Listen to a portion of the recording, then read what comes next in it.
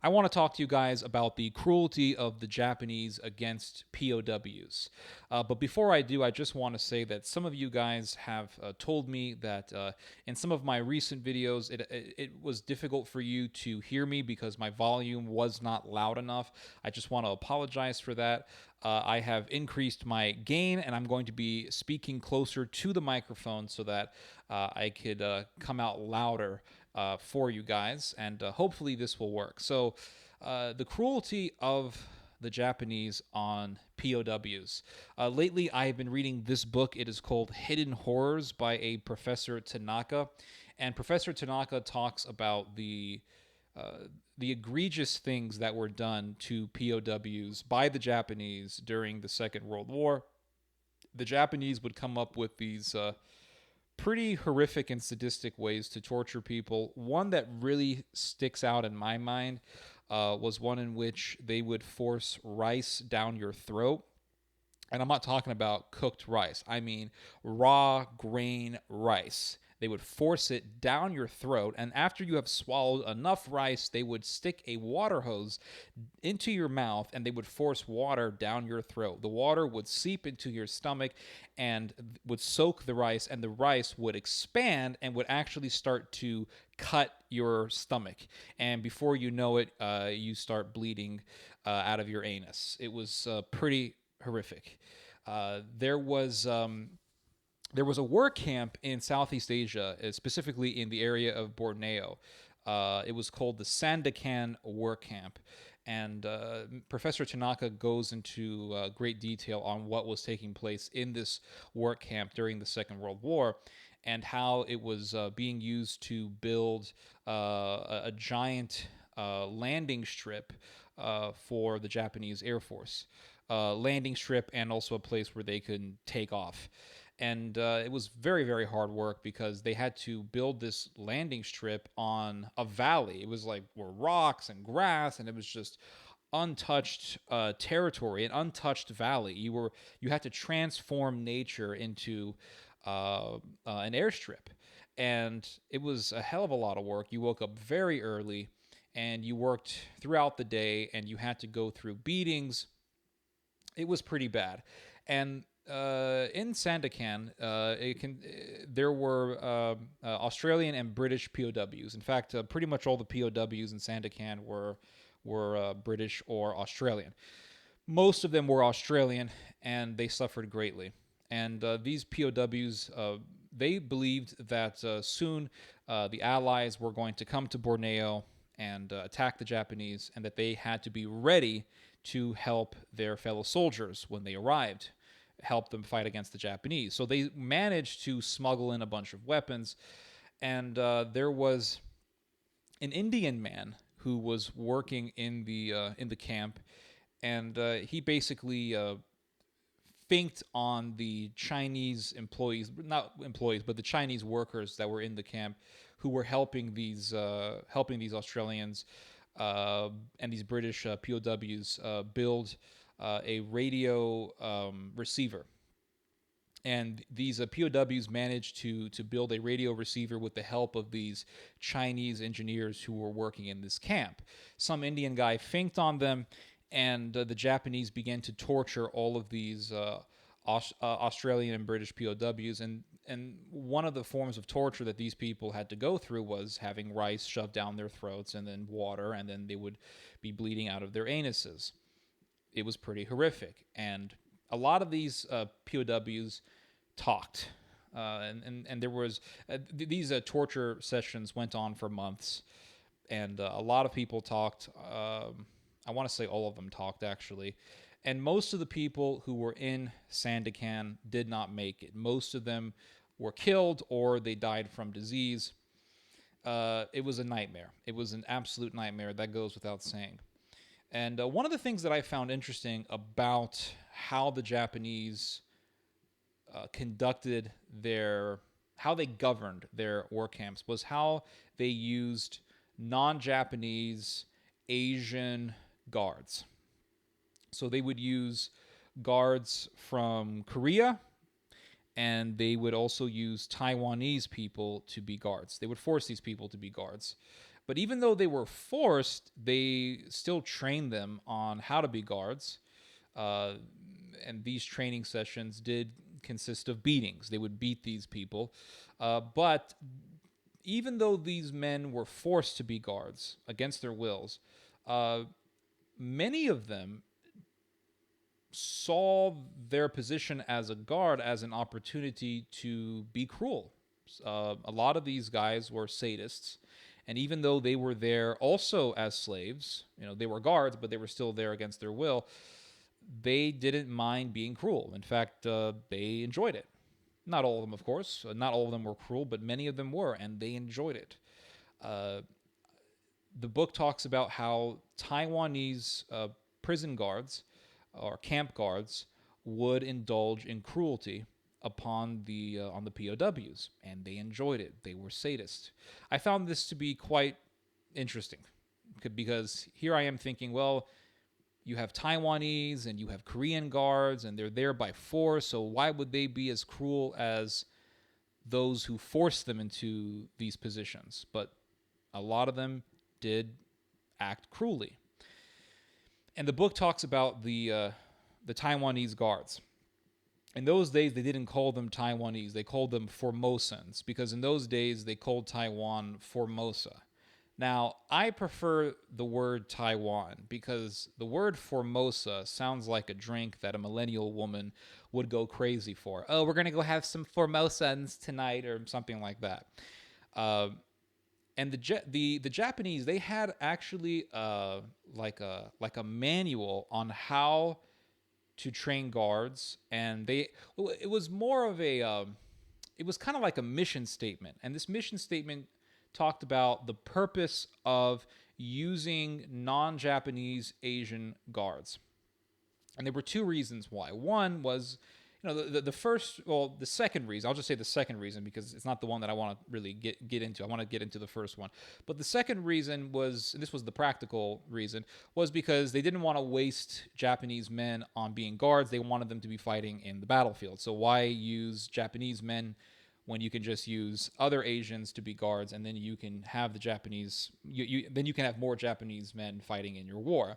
That's an obvious reason, and that's a practical reason, right? To use non-Japanese Asian guards. But the first reason that is mentioned in this manual is that is that they wanted to instill into the minds of these Asian peoples that were not Japanese that they were superior to the white man.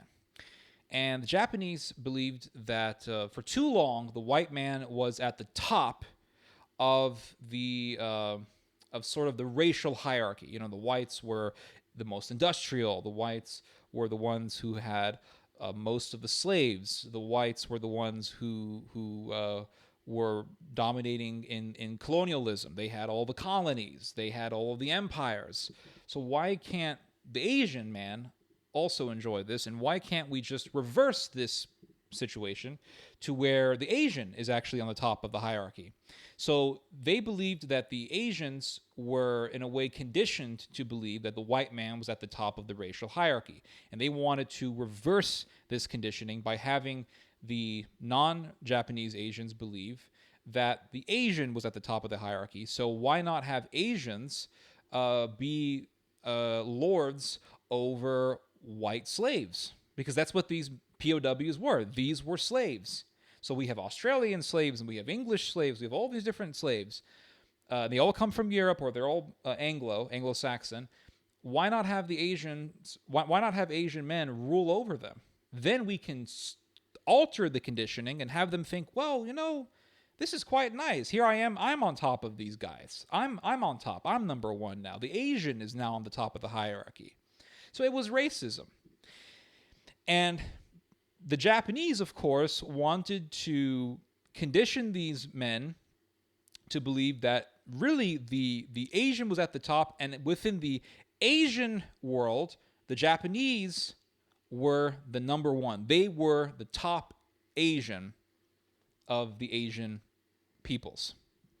Because while these Taiwanese and Korean guards were ruling over these white slaves, being cruel to them, beating them up, all sorts of things, they still were subordinate to the Japanese.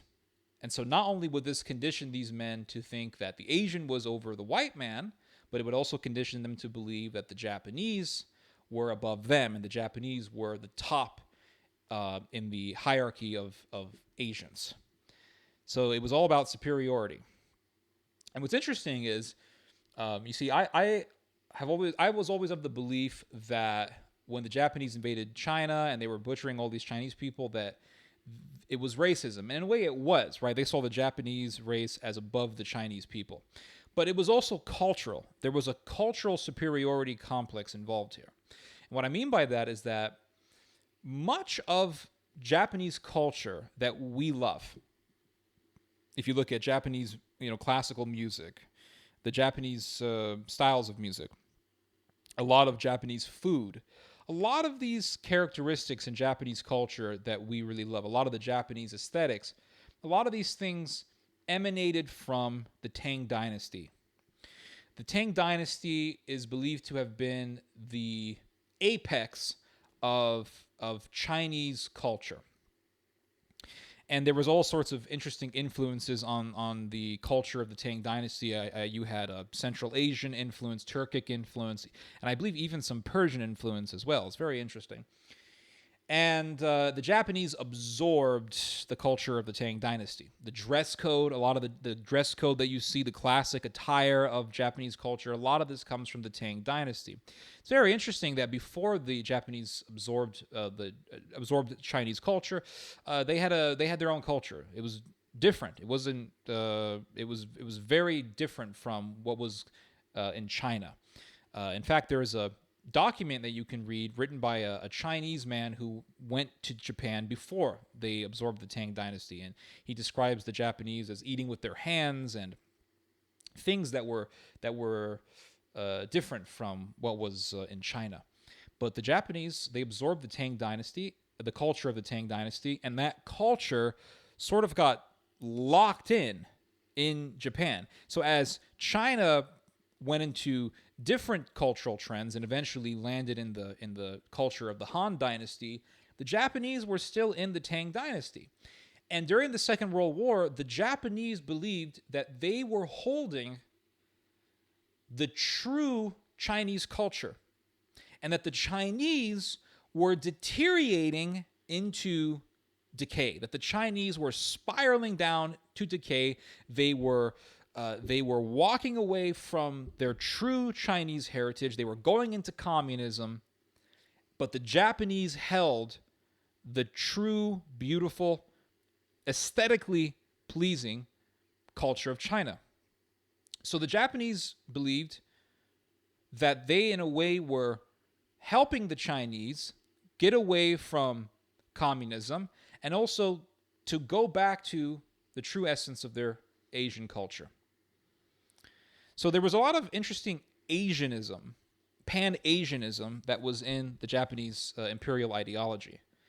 It was about Japan leading Asia against European colonialism, and also about purging communism away from Asia.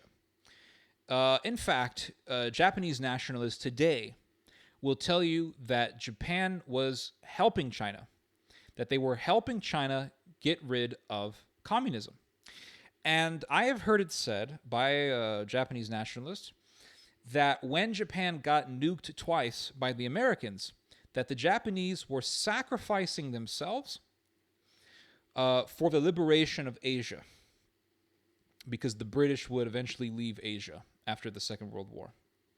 So these Japanese nationalists will say that Japan was like a giant sacrificial lamb for Asia. It's very, very interesting because, imagine here you are, you're a nationalist, and you have to sort of reconcile with the fact that your country lost. And how do you reconcile that? Well, instead of just saying that you lost, you make an aesthetic from your defeat. You make an aesthetic from your defeat, and you say, yes, we lost, but we were sacrificial victims for the good of Asia. It's kind of like how Islamists think. We didn't really lose. We actually sacrificed ourselves for Islam for the advancement of Sharia law. It's all very fascinating stuff. Very fascinating stuff. And Japanese nationalism is still very strong in Japan.